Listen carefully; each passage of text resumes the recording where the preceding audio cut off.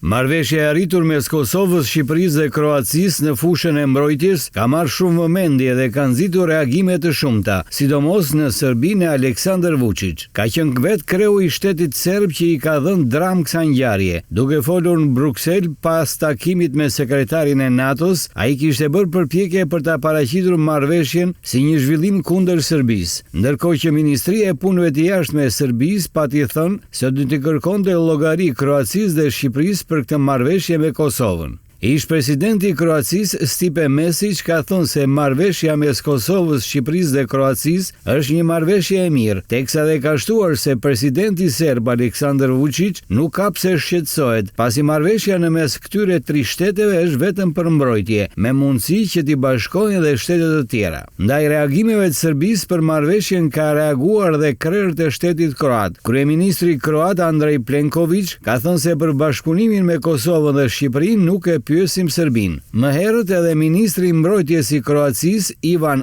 Anušić i ishte përgjigjur Serbisë në reagim, duke thënë se ka kaluar koha kur Zagrebi është dashur të pyesë Beogradin se çfarë mund të bëjë dhe çfarë jo, dhe ka shtuar se ajo kohë nuk do të kthehet më kurrë.